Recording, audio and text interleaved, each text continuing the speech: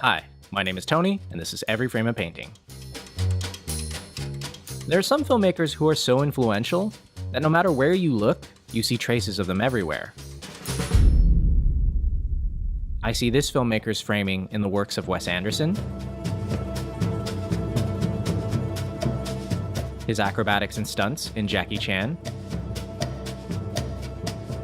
and his deadpan posture in Bill Murray. He, of course, is Buster Keaton, one of the three great silent comedians. He was, as we're now beginning to realize, the greatest of all the clowns in the history of the cinema. And nearly 100 years later, I think he still has plenty to teach us about visual comedy. So today, let's take a look at how the master builds a gag. Ready? Let's go.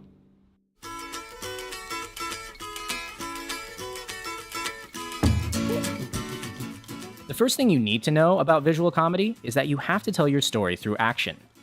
Keaton was a visual storyteller, and he never liked it when other directors told their story through the title cards. The average picture used 240 titles. That was about the average. 240 was the average. Yes, and the most I ever used was 56. He avoided title cards by focusing on gesture and pantomime. In this shot, you never find out what these two are talking about. Everything you need to know is conveyed through the table and their body language. But what you had to say, you had to communicate to the audience in only one way. Through action. That's right. We eliminated subtitles just as fast as we could if we could possibly tell it in action. Keaton believed that each gesture you did should be unique. Never do the same thing twice. Every single fall is an opportunity for creativity. But once you know the action, we come to the second problem. Where do you put the camera?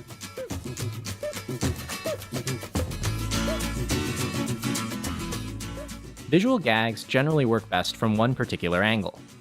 And if you change the angle, then you're changing the gag, and it might not work as well. Finding the right angle is a matter of trial and error.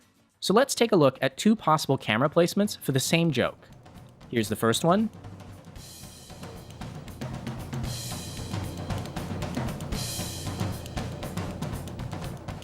And here's the second.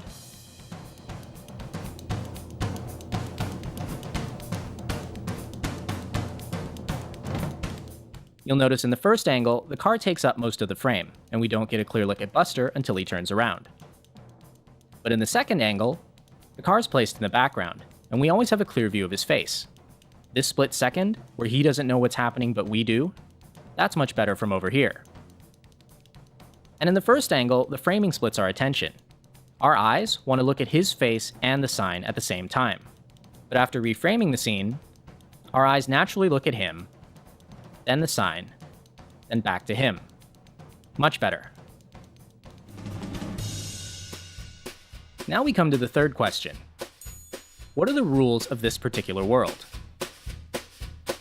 Buster's world is flat and governed by one law.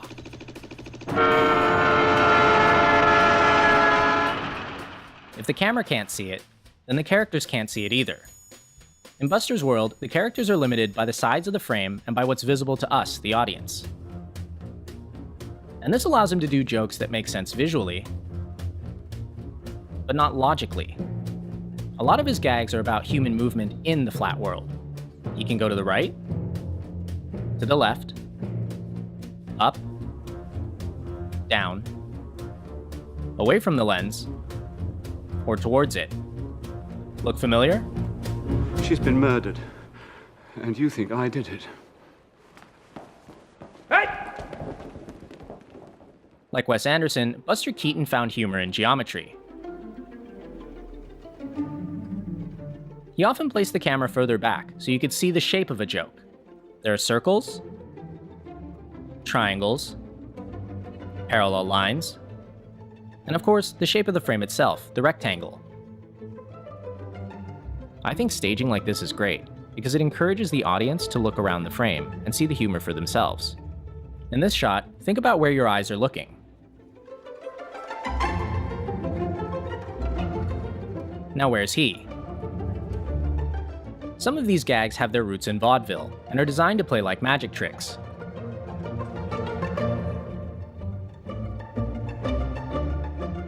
And like all great magic tricks, part of the fun is trying to guess how it was done. Keaton had a name for gags like these. He called them impossible gags. They're some of his most inventive and surreal jokes. But as a storyteller, he found them tricky because they broke the rules of his world. We had to stop doing impossible gags and what we call cartoon gags. We lost all of that when we started making feature pictures.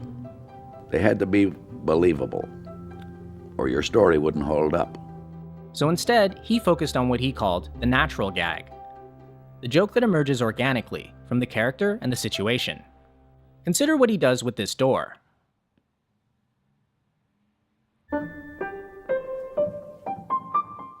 Keaton claimed that for visual comedy, you had to keep yourself open to improvisation. How much of it was planned and how much came out in the actual doing? How much was improvised, you know? Well, as a rule, about 50% you have in your mind before you start the picture, and the rest you develop as you're making it. Sometimes he would find a joke he liked so much that he would do a callback to it later. But other times, jokes that he'd planned beforehand wouldn't work on the day, so he would just get rid of them. Because they don't stand up and they don't work well. And then the accidental ones come. He was supposed to make this jump, but since he missed, he decided to keep the mistake and build on it. So you seldom got a scene like that good the second time. You generally got them that first one. Maybe that's one of the reasons there was so much laughter in the house the other night. I mean, the younger people and I had this feeling that what we were seeing was happening now. That it happened only once. It was not something that was pre-done and done and done. And that brings us to the last thing about Buster Keaton, and his most famous rule. Never fake a gag. For Keaton, there was only one way to convince the audience that what they were seeing was real. He had to actually do it. Without cutting. He was so strict about this that he once said, "Either we get this in one shot, or we throw out the gag." And it's why he remains vital nearly 100 years later. Not just for his skill, but for his integrity. That's really him. And no advancement in technology can mimic this. Even now, we're amazed when filmmakers actually do it for real. But I think he did it better 95 years ago. So no matter how many times you've seen someone else pay homage to him,